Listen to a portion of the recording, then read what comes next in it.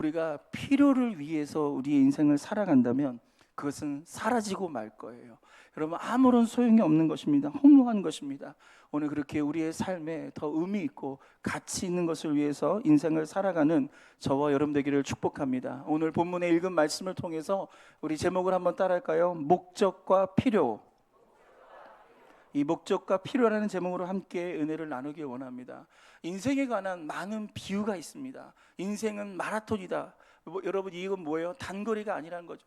순간적인 힘으로 어떤 결과를 내는 것이 아니라 42.195km라는 이 긴 레이스를요, 힘을 분배하면서 포기하지 않고 가는 것이 마라톤인 거예요. 이것을 인생이라고 비유합니다. 또 어떤 사람은 인생은 등반이라고 얘기하는 거예요. 오르막길인 거예요. 인생은 어려운 거예요. 혼자 갈 수가 없는 거예요. 누군가와 동행을 해야 되고 때로는 로프에 의지하면서 어떤 산을 올라가야 되는, 여러분, 인생은 동반이다, 이런 등반이다, 이런 비유도 있습니다. 그런데 여러 비유 중에서 제가 제일 좋아하는 비유는요, 인생은 여정이다, 바로 여행이다라는 말을 좋아합니다. 제가 이 말을 좋아하게 된 계기가 있습니다. 어떤 한 여행 작가가 쓴 책에서 이런 글귀를 읽은 적이 있었는데 제 마음에 딱 와닿은 거예요. 인생에 대한, 여행에 대한 정의인데요. 한번 같이 읽어볼까요? 시작.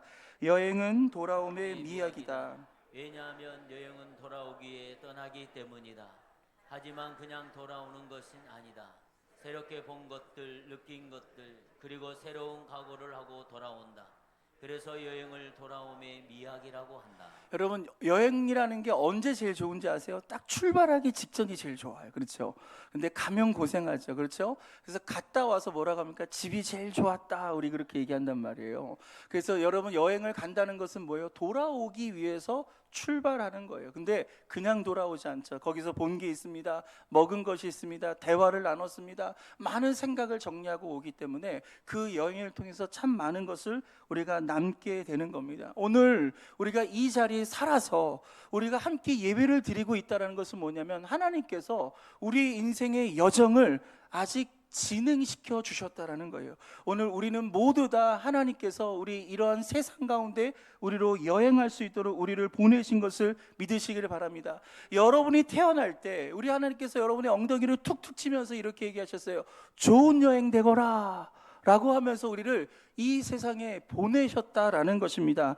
그래서 그 여행에는요, 바로 분명한 목적이 있어요. 여러분, 목적지가 없는 여행은 방황이라고 얘기합니다. 떠돌아다니게 되는 것입니다. 그렇게 지금 우리가 살아가고 있는 이 삶이 여러분 목적인가, 아니면 그냥 필요에 의해서 내가 그저 존재하는 것인가, 우리는 한번 깊이 생각해 봐야 될 것입니다. 오늘 그렇게 목적을 위해 살아가는 저와 여러분의 삶이 되기를 축복합니다. 그래서 우리의 인생에 있어서 나의 삶을 목적이 이끄는 삶이 있고요, 필요가 이끄는 사람이 있습니다. 이 두 종류의 인생 중에서 나는 어떠한 사람이 될 것인가, 이 둘의 구분을 하면서 살아가고 이 둘의 차이를 깨달으며 살 수 있기를 바랍니다. 첫 번째 차이, 바로 목적과 필요의 첫 번째 차이는요, 바로 믿음의 차이가 있다는 거예요. 여러분, 필요가 뭐죠? 필요라는 것은 우리가 인간으로서 우리가 생존을 하기 위해서 필수적인 요소입니다. 이 땅을 살기 위해서 우리가 먹어야 됩니다. 입어야 됩니다. 잠을 자야 됩니다. 그리고 아프면 병원을 가야 돼요. 그런 모든 것들이 여러분 무엇으로 가능해지는 거죠? 돈이란 말이에요. 그래서 돈은 필요한 것입니다. 그런데 우리가 인생을 살면서 이러한 필수적인 요소가 점점점 확장됩니다. 그리고 필수적인 요소를 넘어서서 남들이 하면 그게 부러워지는 거예요. 남들이 하면 그걸 나도 하고 싶은 거예요. 남들이 해외여행 가면 나도 가고 싶고, 남들이 명품백을 갖고 있으면 나도 갖고 싶은 그런 마음들이 우리가 들게 되는 거예요. 그래서 어느 순간부터 이런 필수적인 요소가 아니라 우리의 삶을 채워가는, 이것이 없으면 안 된다라고 그렇게 생각하면서 이렇게 살게 됩니다. 여러분, 왜 그렇게 된 것인가요? 바로 마귀가 우리의 인생을 비틀어 놓은 거예요. 여러분, 우리는 원래부터 하나님의 목적에 의해서 인생을 살아가는 것입니다. 우리가 이 땅에 태어난 것은 하나님의 목적이 있기 때문에 그런 거예요. 그런데 마귀는 이러한 목적을 틀어버리는 거예요. 그래서 이 땅을 필요에 의해서 살게 하는 거예요. 필요를 채우고 남들보다 더 잘하고 더 많은 것을 가지면서 인생을 살면서 허비하고 소모하면서 살기를 원하고 있다라는 것입니다. 우리 우리는 이러한 마귀의 전략을 이해하면서 여러분 이 세상의 삶이 단지 필요를 채우기 위해서 살아가는 것이 아니라 하나님의 분명한 목적을 이루며 살아가는 저와 여러분 되기를 축복합니다. 여러분 필요를 위해 살아가는 사람은요 절대로 믿음을 가질 수 없어요. 그가 예수를 믿고 하나님을 믿는다 그래도 그 믿음은 자신의 필요를 채우기 위한 믿음이에요. 자신의 부족한 것, 자신이 없는 것, 여러분 그것을 채우기 위해서 신을 믿고 그 신의 도움을 받기 위해서 신앙생활하는 경우들도 있다라는 것입니다. 이런 사람들은 내가 원하는 대로 기도했는데 응답되지 않으면요 실망합니다. 여러분 좌절합니다. 신을 저주합니다. 괜히 믿었어 라고 하면서 교회를 떠나가는 경우가 있습니다. 하나님을 끝까지 붙잡지 못하고 의지하지 못하고 살아간다는 것입니다. 그래서 필요에 의해서 살아가는 사람들은요 항상 현실에 반응하면서 살아가는 거예요. 뭔가 내 인생에 채워지는 것이 많으면 기뻐요, 감사해요, 할렐루야 이렇게 살아갑니다. 그런데 내 삶이 빼앗겨요.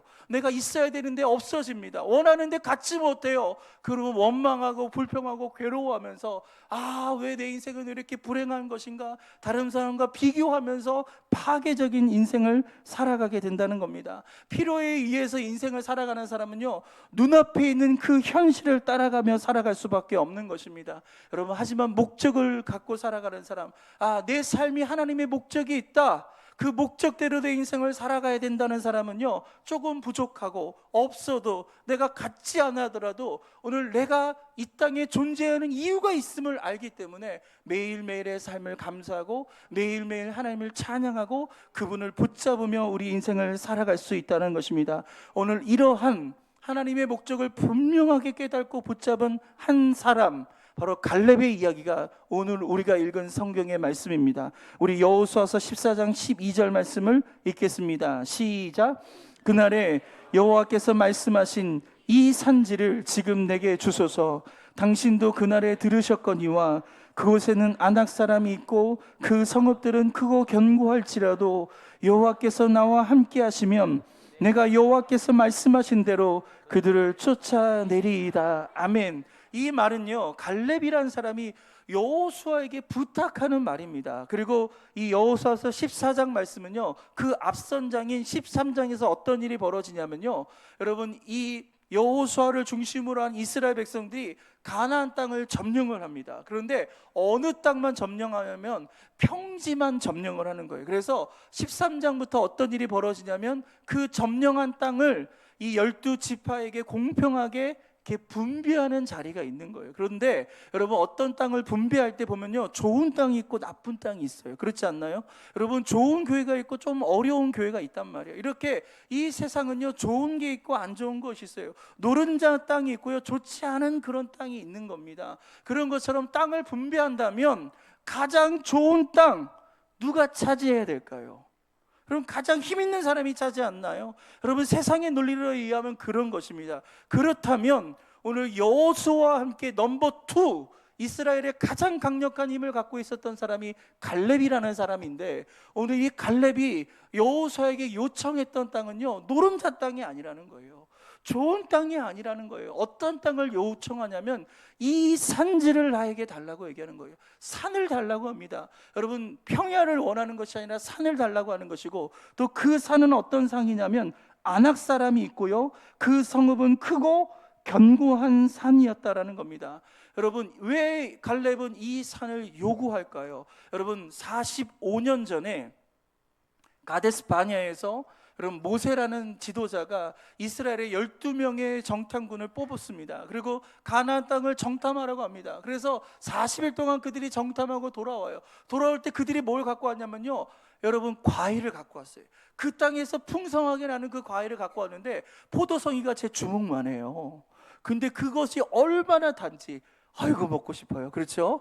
여러분 이런 포도 여러분 먹고 싶지 않습니까? 그래서 그 포도를 막 자랑합니다. 야, 그 땅은 진짜 아름다운 땅입니다. 그 땅에 난 소산물은 바로 이러한 과일을 날 정도로 이렇게 아름다운 땅입니다. 막 자랑을 늘어나는 거예요. 근데 한참을 자랑하던 그 10명의 정탐꾼들이요 갑자기 시무룩해지는 거예요. 그래서 뭐라고 하냐면 그 땅은 심히 아름답지만 우리는 절대로 그 땅을 정복할 수 없습니다. 왜냐하면 그 땅에 안악자손들이 살고 있는데 그 안악자손은요 우리보다 키가 2배나 더 커요. 힘이 장대합니다. 그리고 그들의 성은 크고 견고하기 때문에 에이 우리는 절대로 할 수 없습니다.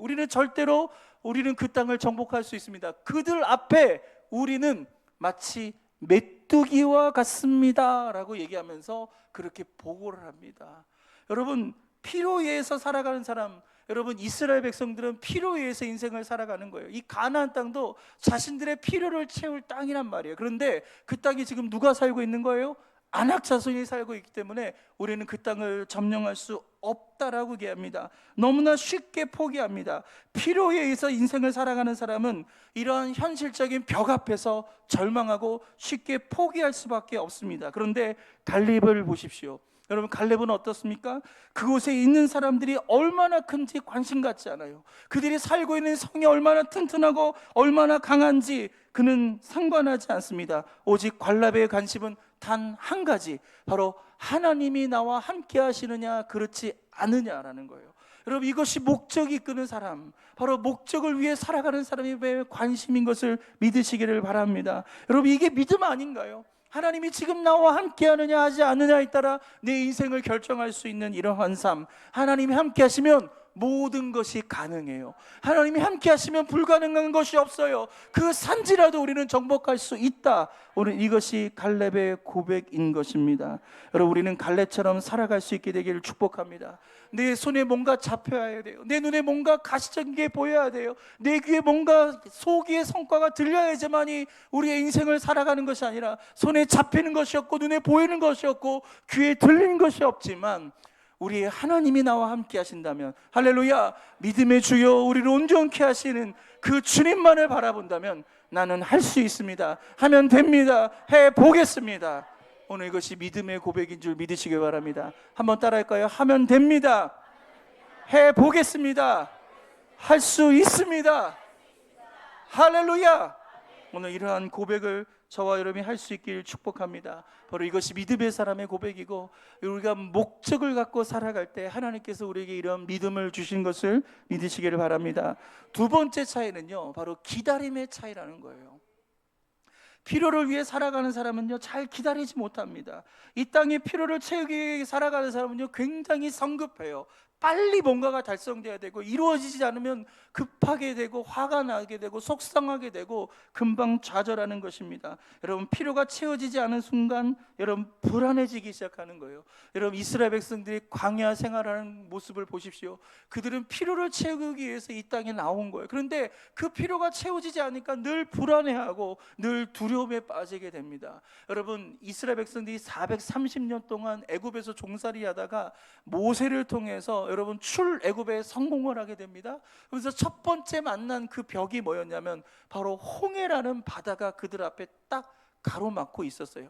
배가 준비가 되어 있지 않았습니다. 여러분 60만 대군이 이동하는데 그 60만이 탈 수 있는 배가 없는 거예요. 그 배를 타야지만이 홍해를 건널 수 있는데 갈 방법이 없습니다. 근데 뒤를 돌아보니까 애굽의 군대가 우리를 잡기 위해서 막 달려오는 모습이 보이는 거예요. 앞으로도 갈 수 없고 뒤로도 갈 수 없는, 우리는 이러한 상황을 뭐라고 얘기합니까?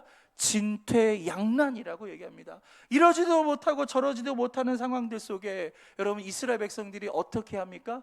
모세를 원망하기 시작합니다. 아니 애굽에 매장지가 없어서 우리를 여기까지 끌고 와서 우리를 여기서 죽이려고 하느냐, 그렇게 모세를 원망합니다. 여러분 모세를 향한 원망은요 하나님에 대한 원망입니다. 그때 모세가 무슨 말을 한지 아십니까? 너희는 가만히 있어. 할렐루야. 한번 따라할까요? 너희는 가만히 있어. 주가 하나님됨을 알지어다. 여러분 필요에 움직이는 사람은 성급해요. 하지만 목적에 이끄는 사람은요 하나님의 그 타이밍을 기다릴 줄 아는 거예요. 하나님은 반드시 나와 함께 하시고 반드시 하나님은 우리를 구원하신다는 사실을 모세는 알고 있었습니다. 그래서 가만히 있어서 하나님이 우리 가운데 어떤 일을 행하는가 지켜봐라, 그렇게 얘기합니다. 그때 하나님께서 동풍을 불어부르시지 않습니까? 그래서 그 바다의 물길이 나면서 여러분 이스라엘 백성들이 그 바닷길을 통과해서 놀라운 구원을 경험한 것입니다. 오늘 저와 여러분의 인생에도 이러한 축복이 함께할 줄 믿습니다. 여러분, 피로에 움직이는 사람은 환경의 어려움 속에서 성숙할 시간이 없는 거예요. 그래서 당장 달라고 합니다. 당장 해결해 달라고 합니다. 하나님께서 역사하지 않으면 하나님께 실망하며 여러분 돌이키는 것입니다. 여러분, 하나님의 음성을 들을 수 있는 여유가 없는 것입니다. 하지만 하나님은 때로는 우리를 성숙하기 위해서, 또 하나님을 만나게 하기 위해서 우리의 인생을 광야로 몰아갈 때가 있는 거예요. 그 아무것도 없는 광야로 우리를 밀어내신 것은 분명한 하나님의 목적을 깨닫기 위한 거예요. 하나님만 바라보길 원하고 하나님만 붙잡기를 원하시는 하나님의 계획이 있는 것을 믿으시기를 바랍니다. 여러분, 성경에 보니까 하나님께 쓰임받은 모든 사람들은 다 이렇게 광야를 통과하고 이런 기다림의 시간을 가졌다라는 것입니다. 노아를 보십시오. 120년 동안 기다려요. 하나님께서 노아에게 뭐라고 말씀하시냐면 이제 곧 비가 내리고 그 비로 이 땅을 심판할 거다. 이 땅이 죄가 관영했기 때문에, 죄가 넘쳐났기 때문에 난 더 이상 두고 볼 수가 없으니까 나는 이 땅을 물로 심판할 거다. 너는 방주를 지어라 라고 얘기합니다. 여러분, 모세가 그 방주를 지으면서 몇 년 동안 지은지 아십니까? 성경을 보니까 120년이에요. 120년 동안 배를 짓는데 그 120년 동안 배를 지으면서 수많은 사람들이 그 앞을 왔다 갔다 하지 않을까요? 그래서 노예에게 손가락질하는 거예요. 저 사람 미쳤다고, 노망을 들었다고, 치매에 걸렸다고 손가락질하면서 지금 하늘을 보라고, 비가 오게 생겼냐고. 단 하루도 비가 오지 않는 이 세월을 보내고 있는데 무슨 비가 내리냐면서, 여러분, 노아는요 120년 동안 참고 기다리고 기도하면서 여러분 하나님의 목적을 이루기 위해서 이 노아의 방주를 만들었던 것입니다. 아브라함은 25년 동안 기다립니다. 요셉은 애굽의 총리가 되기까지 13년이라는 세월을 기다렸어요. 여러분, 모세는 광야에서 40년 동안 기다렸습니다. 제가 언급하지 않았지만 그뿐만 아니라 성경에 하나님께 쓰임받은 사람, 또 인류의 역사에 하나님께 쓰임 모든 사람들은 바로 이와 같은 기다림의 시간을 가졌다라는 거예요. 왜? 하나님의 목적이 있으니까. 하나님은 반드시 나를 통해 그 목적을 이루신다는 믿음이 있기 때문에 그들은 포기하지 않고 지치지 않고 인내하며 나갈 수 있는 것입니다. 오늘 본문 여호수아서 14장 10절 말씀을 같이 읽겠습니다. 시작. 이제 보소서, 여호와께서 이 말씀을 모세에게 이르신 때부터 이스라엘이 광야에서 방황한 이 45년 동안을 여호와께서 말씀하신 대로 나를 생존하게 하셨나이다. 오늘 내가 85세로 돼. 여러분, 갈렙의 고백이요. 지금 갈렙의 나이가 몇 살입니까? 85살이에요. 근데 가데스 바냐에 있을 때 몇 살이에요? 40살이었단 말이에요. 그러니까 무려 45년 동안 광야에서 지금 살게 하셨는데 오늘 그것을 갈렙은 고백하고 있는 거예요.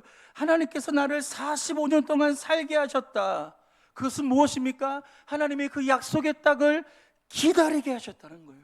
갈렙은 기다린 거예요. 무려 45년 동안 기다렸어요. 그 기다림 속에서 하나님을 찾고, 그 기다림 속에서 하나님을 구하고, 그 기다림 속에서 하나님을 만나고, 여러분, 갈렙은 하나님과 함께하는 인생을 살았다라는 것입니다. 사랑하는 성도 여러분, 지금 우리는 기다리는 시간을 갖고 있는 거예요. 여러분의 인생 가운데 지금 기다림의 시간을 갖고 있습니다. 기도에도 응답되지 않는다고 여러분 포기하지 마시고 낙심하지 말고, 하나님은 반드시 우리의 기도를 응답해 주신 것을 믿으시길 바랍니다. 하나님은 우리의 인생을 향한 놀라운 계획을 갖고 계신 거예요. 목적이 있는 거예요. 그 목적이 이루어지기 위해서 우리의 기도가 응답될 줄 믿습니다. 우리 야고보서 5장 11절 읽겠습니다. 시작. 보라, 인내하는 자를 우리가 복되다 하나니 너희가 욥의 인내를 들었고 주께서 주신 결말을 보았거니와. 주는 가장 자비하시고 긍휼히 여기시는 이시니라. 아멘. 보라, 인내하는 자를 하나님께서 뭐라고 얘기하신다고요? 복되다 하시다. 그러면서 한 사람의 이야기를 얘기합니다. 바로 욥이에요. 그래서 뭐라고 하냐면 그 욥의 결말을 너희가 다 알지 않냐라는 거예요. 사랑하는 성도 여러분, 여러분의 결말을 하나님께서 책임져 주실 줄 믿습니다. 하나님께서 이 교회의 결말을 책임져 주신 것을 믿으시기를 바랍니다. 하나님께서 이 교회를 세우신 목적이 있어요. 저와 여러분의 인생을 이 땅에 보내주신 그 분명한 목적이 있는 거예요. 그 목적을 내 인생에 받아들이며 우리가 인생을 살아갈 때 하나님께서 우리 인생을 책임져 주시고 우리 인생의 결론을 아름답게 만들어 주실 줄 믿습니다. 오늘 이렇게 필요의 사람과 목적의 사람은 기다림의 차이를 갖고 있는 거예요. 마지막 세 번째 차이는 뭐냐? 바로 열정의 차이가 있다는 거예요. 여러분, 필요의 사람들은요, 여러분, 그것이 달성될 때까지만 열정을 갖습니다. 하지만 내가 원하는 것이 이루어지지 않은 순간 하루아침에 그 모든 열정이 샥 하고 사라지게 되는 거예요. 하지만 하나님의 목적을 두고 인생을 살아가는 사람은요, 끊임없는 열정을 갖고 인생을 살아가게 되는 것입니다.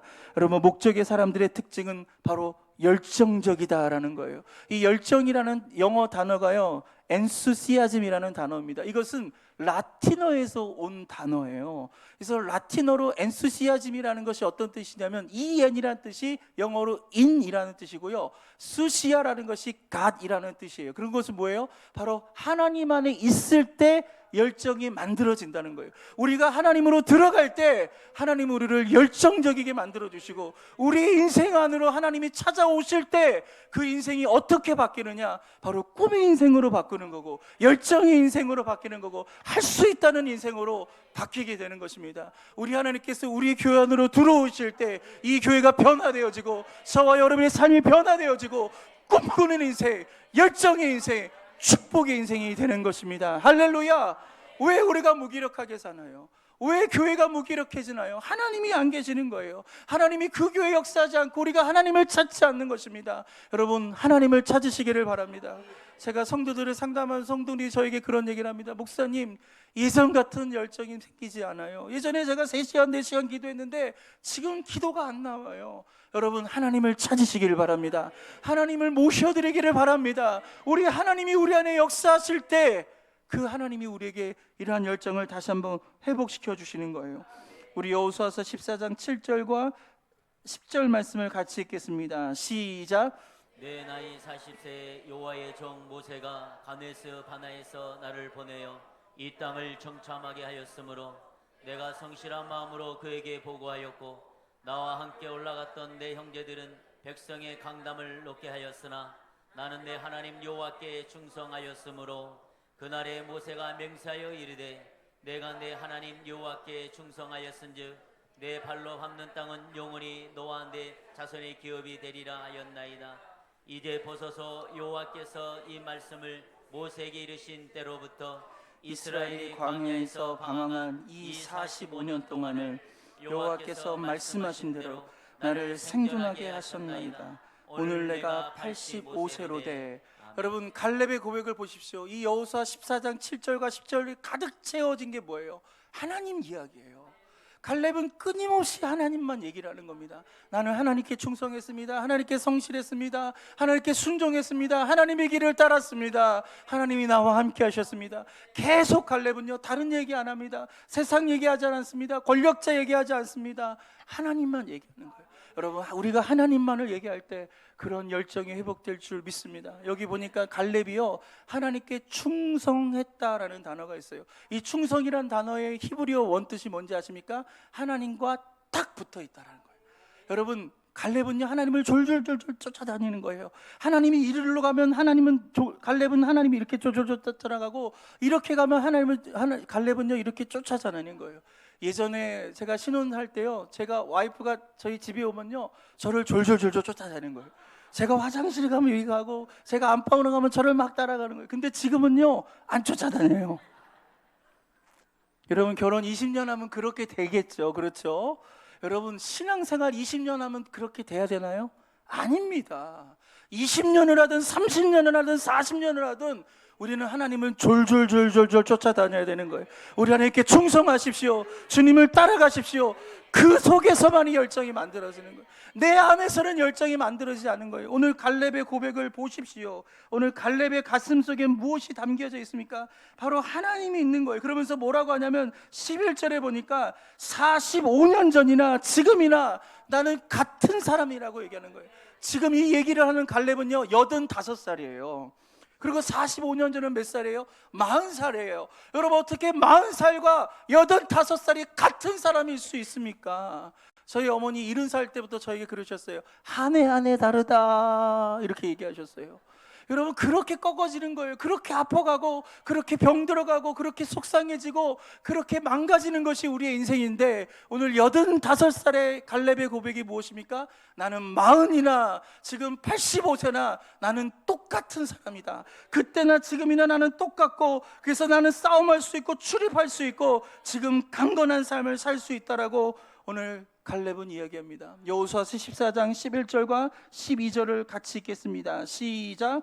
모세가 나를 보내던 날과 같이 오늘도 내가 여전히 강건하니 내 힘이 그때나 지금이나 같아서 싸움이나 출입에 감당할 수 있으니 그날에 여호와께서 말씀하신 이 산지를 지금 내게 주소서.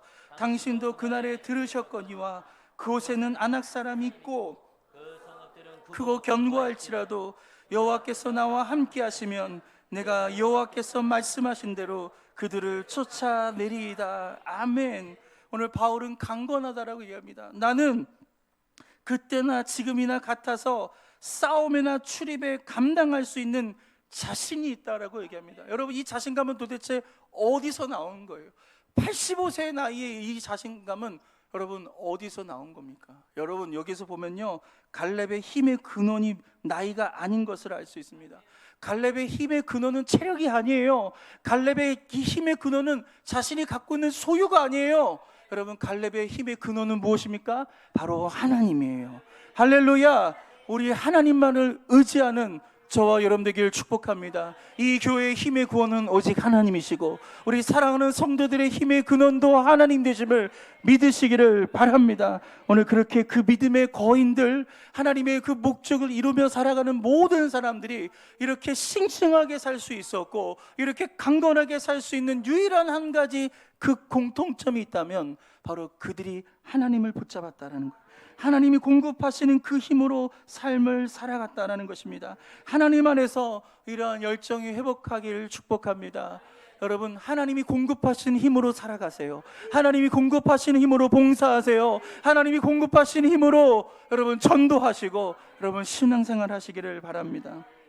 우리 주변에는요, 목적이 아닌 필요를 위해 살아가는 사람들이 참 많습니다.